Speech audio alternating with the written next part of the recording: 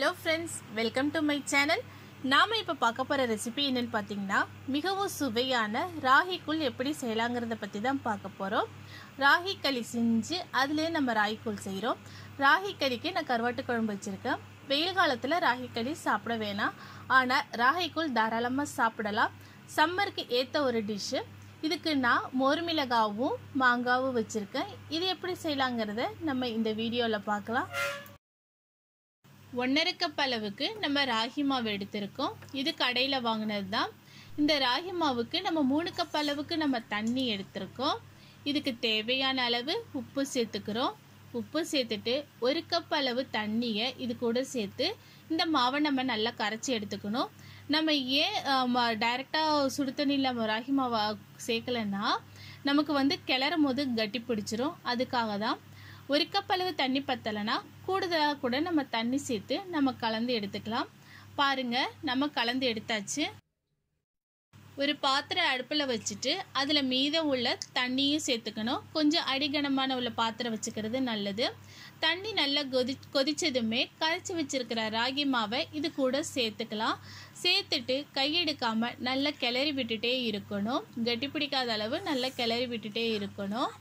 நல்லா கிளறி விட்டுட்டு இதை மூடி வச்சிடலாம். ராகி களி செய்யும் பொழுது ஒவ்வொரு 3 நிமிஷத்துக்கு ஒரு வாட்டியும் நம்ம அந்த பாத்திரத்தை திறந்து அதை நல்லா கிளறி விடணும். இல்லைன்னா நமக்கு அடி பிடிக்கும். தண்ணி பத்தலைன்னு நினைக்க வேணாம். இருக்கிற தண்ணியே நமக்கு போதுமானது. நல்லா கிளறி விட்டுட்டு நம்ம மூடி வச்சிடணும். இந்த ப்ராசஸை ஒரு 15 நிமிஷமாவது செய்யணும். 15 நிமிஷத்துக்குள்ள ஒவ்வொரு வாட்டியும் நம்ம 2 நிமிஷம் 3 நிமிஷத்துக்கு ஒரு வாட்டி திறந்து கிளறி விட்டுட்டே இருக்கணும். அப்போ தான் நமக்கு ராகி களி நல்லா வேகும். பார்க்கும்போது வெந்த மாதிரி தெரியும். ஆனால் நமக்கு சாப்பிடும் போது வயிறு வலிக்கும், வேகாத மாதிரி இருக்கும். அதனால் இந்த ப்ராசஸ் இந்த 15 நிமிஷம் நல்லா வேக வச்சு எடுக்கணும். நம்ம கரண்டியால் இது பண்ண முடியலன்னா இதை மாதிரி சப்பாத்தி கட்டை, உருளைக்கட்டை அதை மாதிரி வச்சு நல்லா கிளறி விட்டுக்கலாம். இதை நல்லா மூடி வச்சிடணும். ஒரு நல்லா வெந்துருச்சு. இப்போது வெந்தவனை ஒரு 15 நிமிஷம் நல்லா மூடி வச்சிடணும். அதுக்கப்புறம் நம்ம இதை எடுத்து உருண்டை பிடிக்கலாம்.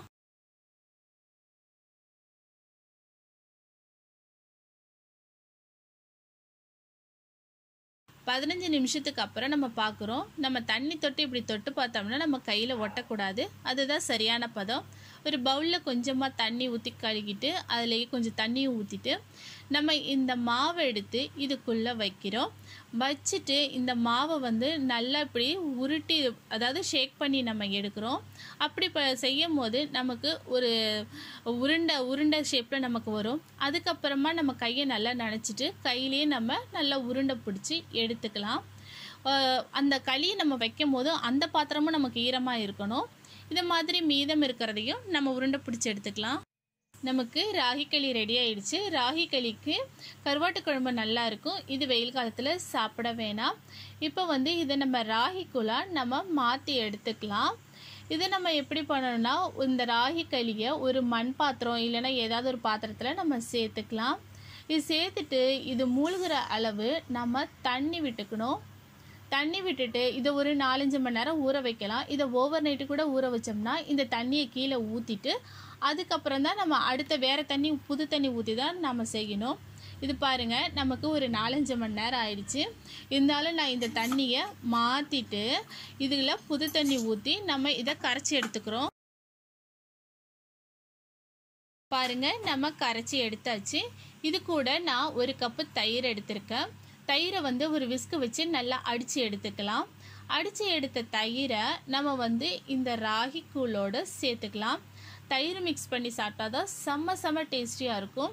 இதுக்கு தேவையான அளவு நம்ம உப்பும் சேர்த்துக்கிட்டு இதுக்கு தேவையான அளவு தண்ணியும் சேர்த்துக்கலாம். இது ரொம்ப கெட்டியான பதத்தில் இருக்குது. அதனால் நம்ம கூட கொஞ்சம் தண்ணி சேர்த்துக்கிறோம். பாருங்கள், நம்ம கரைச்சி எடுத்த ராகி கூழையும் மோரையும் ஒரு மண் பாத்திரத்துக்கு மாற்றிட்டோம். இதில் தேவையான அளவு வெங்காயம், பச்சை மிளகாய், கொத்தமல்லி இதெல்லாம் சேர்த்துக்கலாம்.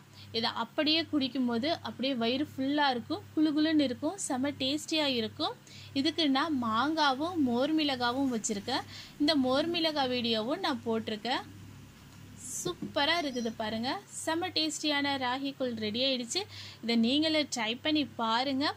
இது வந்து நீங்கள் ஓவர் நைட்டு வைக்கிற மாதிரி இருந்துச்சுன்னா நீங்கள் ஃப்ரிட்ஜில் கூட வச்சுக்கலாம். 4-5 நாள் ஃப்ரிட்ஜில் வச்சா கூட உங்களுக்கு வந்து இந்த ராகி களி கெட்டு போகாது.